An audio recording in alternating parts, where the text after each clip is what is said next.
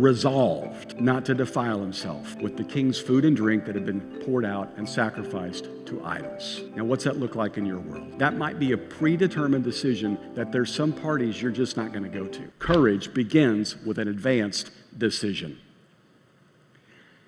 Daniel has already predetermined where that line is going to be. He can listen in class without participating. He can understand what it is they're teaching without necessarily subscribing to it. But there are some lines he will not cross. And one of those was what they proposed to him to eat. Daniel is probably used to living on very little, and the people around Babylon probably lived on very little, but then there was the king's table, and the king's table was filled with all the finest foods in the land. Now, if that were here today, maybe Whataburger's up there. Or if you actually have some taste, In-N-Out Burger, okay? Did I cross a line? I apologize. Make fun of the Cowboys, but not Whataburger, okay? Duly noted. Can I just tell you, a couple nights ago, Friday night, Lori and I decide, hey, where do you want to eat? You know, do you have this conversation at home? Where do you want to eat? I don't care. How about here? Nope. You know, and it just keeps going. Suddenly you do care, you know, and then I cared, and then we couldn't. We're driving around. We ended up in DeSoto. I didn't know that existed, but we ended up out there, and here's why. Because they have a little fine establishment we did not have in California, or at least where we lived, a lovely restaurant called Long John Silver's. That's right. That's where we ate Friday night. And I got to be honest with you, it was amazing, all right? I mean, it was difficult, you know, the next 24 hours, but that moment, the fish, the shrimp, the hush puppies, the Crispies, come on, it was glorious, you know?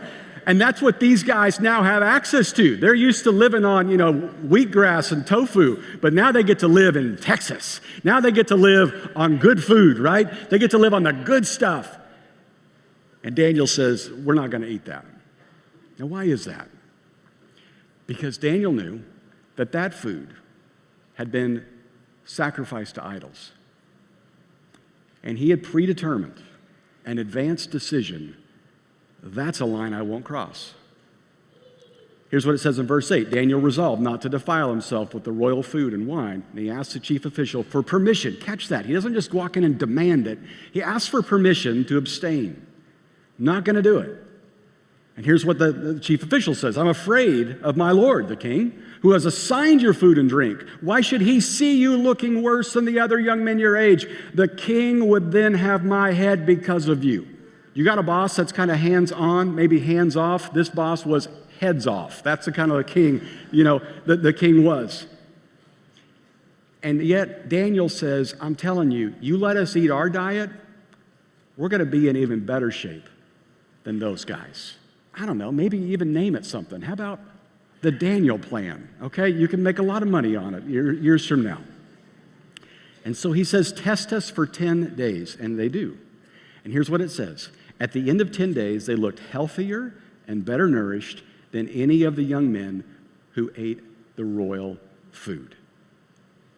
Now, that is a predetermined decision that Daniel made, and that takes incredible courage. Daniel resolved not to defile himself with the king's food and drink that had been poured out and sacrificed to idols. Now, what's that look like in your world? That might be a predetermined decision that there's some parties you're just not going to go to. That could be a predetermined decision. There's just some meetings you're not going to wander into.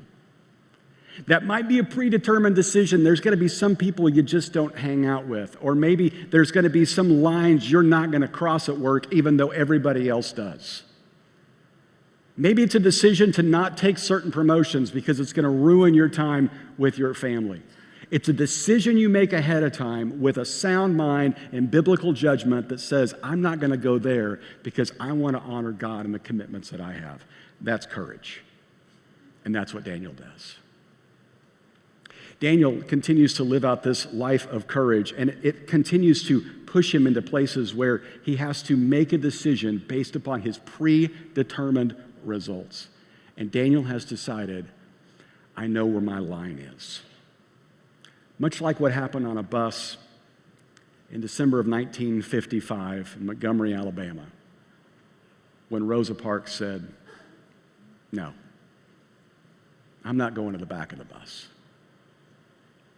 It's a decision that was made before. And there's some decisions that you and I need to make now that could impact our family, our kids, and certainly our relationship with God. And when you begin to do that, you begin to hear God even clearer.